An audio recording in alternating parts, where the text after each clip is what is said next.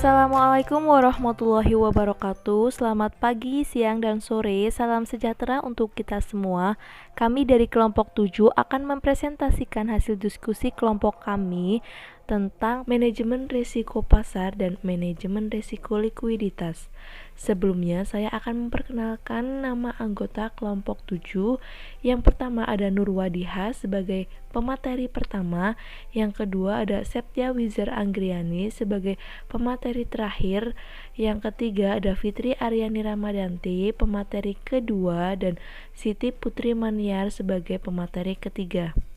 Materi yang akan dibahas pada hari ini, bagian pertama ada penerapan manajemen risiko pada manajemen risiko pasar. Bagian kedua ada penerapan manajemen risiko pada manajemen risiko likuiditas. Bagian ketiga ada sistem pengendalian internal pada manajemen risiko pasar. Dan bagian keempat, sistem pengendalian internal pada manajemen risiko likuiditas. Selamat menyimak. Penerapan risiko pada manajemen risiko pasar. Risiko pasar adalah risiko pada posisi neraca dan rekening administratif akibat perubahan harga pasar, yang antara lain berupa perubahan nilai dari aset yang dapat diperdagangkan atau disewakan. Risiko pasar ini memiliki tujuan untuk meminimalkan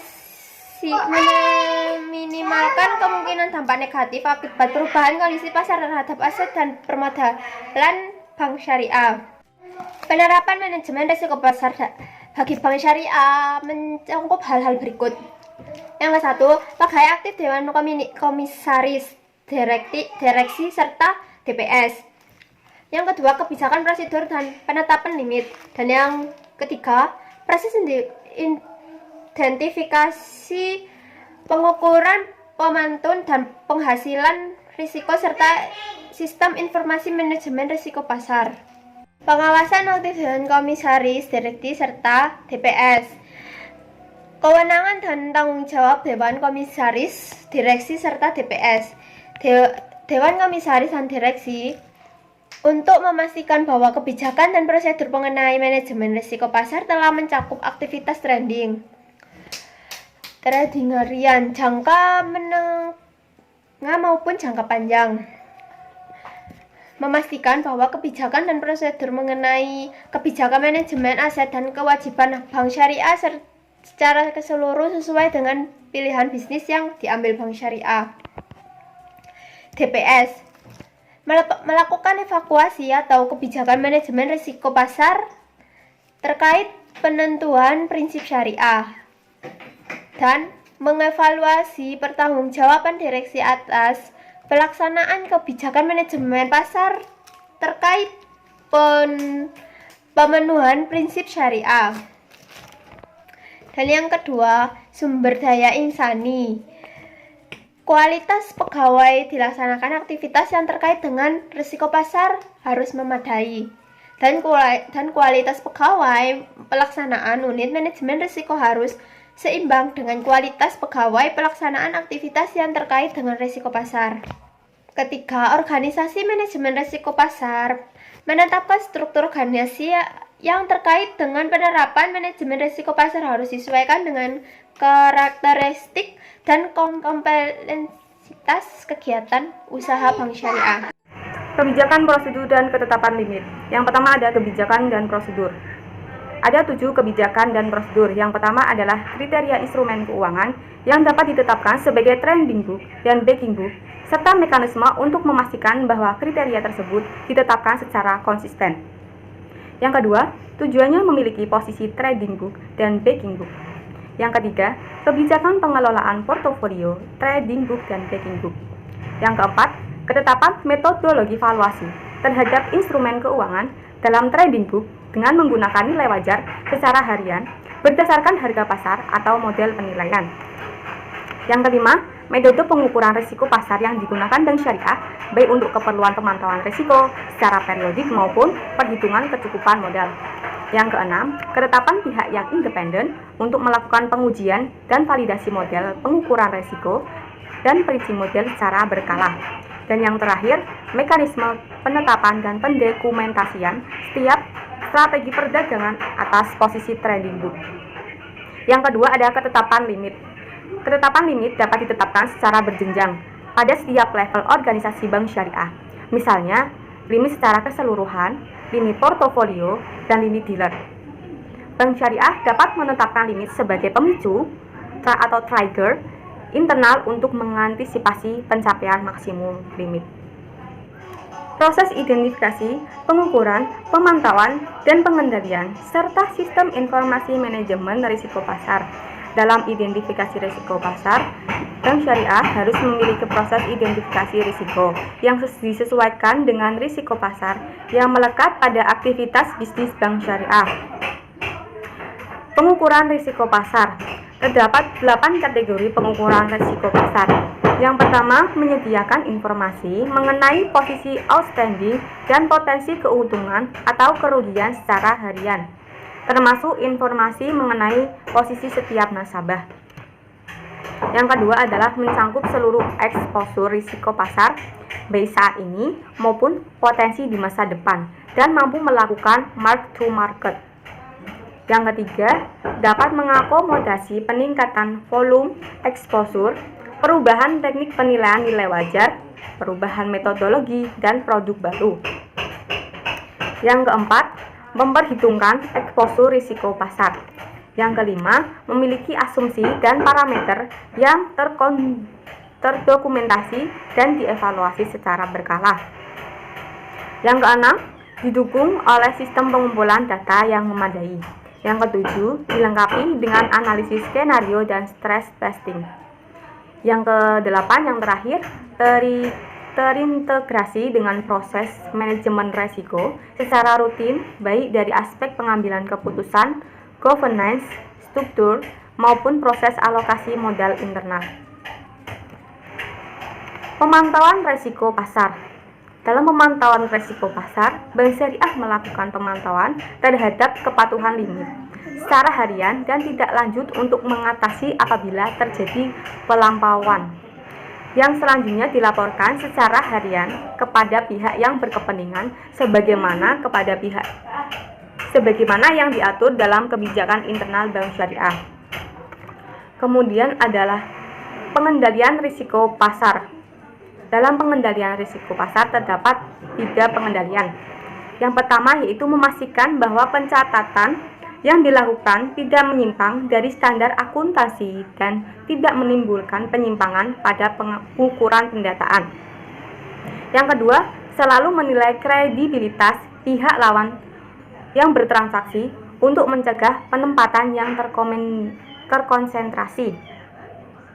Yang ketiga, menilai kembali secara berkala bahwa lindung nilai telah efektif, khususnya dalam perhitungan rasio lindung nilai dan perbandingan rasio tersebut dari waktu ke waktu. Yang terakhir ada sistem informasi manajemen risiko pasar. Sistem informasi manajemen risiko pasar harus dapat menguantifikasi eksposur risiko dan memantau perubahan faktor pasar, yaitu nilai tukar, harga ekuitas, dan harga komoditas secara harian dan real time basis agar dapat digunakan untuk memperkirakan potensi kerugian di masa depan. Materi selanjutnya yaitu penerapan manajemen risiko likuiditas. Nah, apa sih risiko likuiditas? Risiko likuiditas adalah risiko akibat ketidakmampuan bank syariah untuk memenuhi kewajiban yang jatuh tempo dari sumber pendanaan arus kas atau aset likuid berkualitas tinggi yang dapat diagungkan tanpa mengganggu aktivitas dan kondisi keuangan bank. Nah, risiko likuiditas sering pula dimaknai sebagai kerugian potensial yang disebabkan oleh ketidakmampuan bank dalam memenuhi kewajiban yang jatuh tempo, mendanai aset yang telah dimiliki, maupun mendanai pertumbuhan aset bank tanpa mengeluarkan biaya atau mengalami kerugian yang melebihi toleransi bank. Nah, dalam poin penerapan manajemen risiko likuiditas ada 3, yaitu pengawasan aktif direksi, Dewan Komisaris, dan DPS. Kemudian yang kedua ada kebijakan prosedur dan penetapan limit. Kemudian proses identifikasi, pengukuran, dan pengendalian risiko, serta sistem informasi manajemen risiko likuiditas. Poin yang pertama yaitu pengawasan aktif direksi, Dewan Komisaris, dan DPS. Dewan komisaris dan direksi bertanggung jawab untuk memastikan bahwa penerapan manajemen risiko likuiditas telah sesuai dengan tujuan strategi, skala, karakteristik bisnis, dan profil risiko likuiditas bank syariah. Kemudian wewenang dan tanggung jawab direksi setidaknya meliputi hal-hal berikut. Yang pertama, memantau posisi dan risiko likuiditas secara berkala baik pada situasi normal maupun pada pasar yang tidak menguntungkan.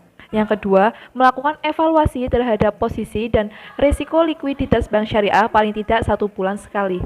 Dan wewenang dan tanggung jawab Dewan Komisaris adalah melakukan persetujuan dan evaluasi berkala mengenai kebijakan dan strategi manajemen risiko likuiditas termasuk rencana pendanaan darurat.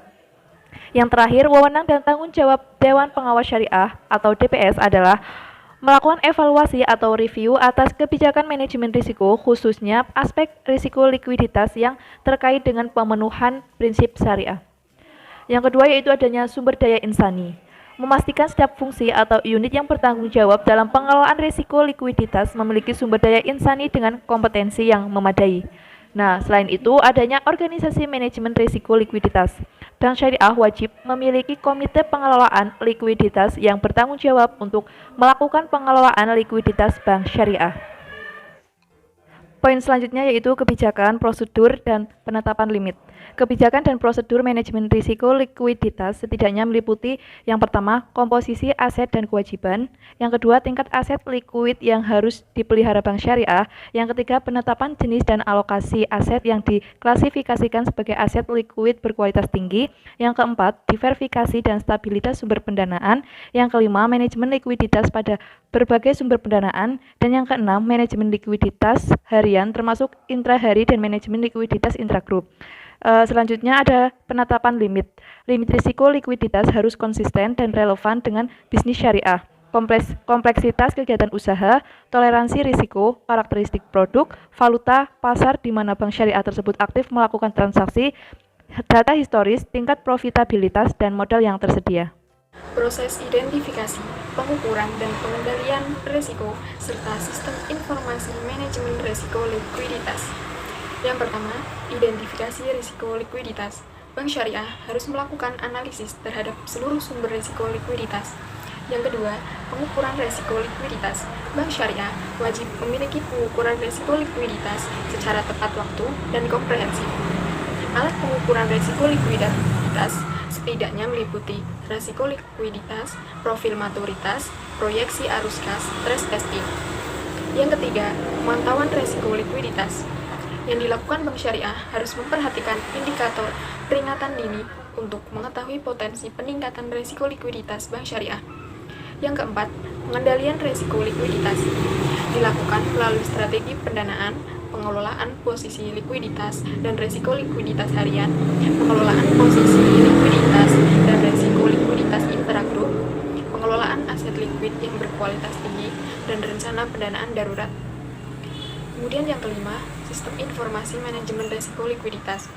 Bank syariah memiliki sistem informasi manajemen risiko yang memadai dan andal untuk mendukung pelaksanaan proses identifikasi, pengukuran, pemantauan, dan pengendalian, serta pelaporan risiko likuiditas dalam kondisi normal maupun krisis secara lengkap, akurat, terkini, utuh, dan berkesinambungan. Sistem pengendalian internal pada manajemen risiko pasar. Dalam melakukan penerapan manajemen risiko melalui pelaksanaan sistem pengendalian intern untuk risiko pasar, maka bank syariah perlu memperhatikan beberapa hal berikut. Yang pertama, bank harus memiliki sistem pengendalian intern yang memadai untuk memastikan transaksi dan proses terkait dengan market restocking dilakukan dengan mengacu pada kebijakan, prosedur, dan limit yang telah ditetapkan. Yang kedua, penerapan prinsip pemisahan fungsi harus memadai dan dilaksanakan secara konsisten. Yang ketiga, bank syariah harus memiliki fungsi atau unit yang melakukan valuasi posisi trading atau fungsi unit yang melakukan validasi terhadap model pengukuran risiko pasar. Kemudian yang keempat, fungsi atau unit yang melakukan valuasi harus independen terhadap fungsi atau unit pengambil risiko, dan fungsi atau unit yang melakukan validasi model independen dari fungsi yang melakukan pengembangan model pengukuran risiko pasar. Sistem pengendalian internal pada manajemen risiko likuiditas. Bank Syariah harus menerangkan pengendalian intern dan kaji ulang independen yang memadai terhadap penerapan manajemen risiko untuk risiko likuiditas yang dilaksanakan oleh Satuan Kerja Audit Intern atau oleh Satuan Kerja Manajemen Risiko. Pengendalian intern terhadap proses penerapan manajemen risiko untuk risiko likuiditas yang dilakukan oleh SKAI antara lain mencakup: yang pertama, kecukupan tata kelola risiko likuiditas yang termasuk pengawasan aktif Dewan Komisaris dan Direksi. Yang kedua, kecukupan kerangka manajemen risiko untuk risiko likuiditas. Yang ketiga, kecukupan limit risiko likuiditas. Dan yang keempat, kecukupan proses dan sistem manajemen risiko serta sumber daya manusia pada fungsi atau unit yang menerapkan manajemen risiko likuiditas. Kaji ulang independen yang dilakukan oleh SKMR antara lain mencakup: yang pertama, kepatuhan kepada kebijakan dan prosedur manajemen risiko untuk risiko likuiditas termasuk dalam pengelolaan posisi likuiditas dan risiko likuiditas, komposisi aset, dan kewajiban aset likuid yang berkembang, aset likuid berkualitas tinggi, dan kepatuhan pada limit. Kemudian yang kedua, kecukupan metode, asumsi, dan indikator pengukuran risiko likuiditas termasuk stress testing. Dan yang ketiga, kinerja model pengukuran risiko likuiditas antara lain berdasarkan perbandingan antara hasil pengukuran risiko likuiditas dengan nilai aktual. Okay, thank you for joining today's class. Any question? Lanjut grup WhatsApp ya. Wassalamualaikum warahmatullahi wabarakatuh.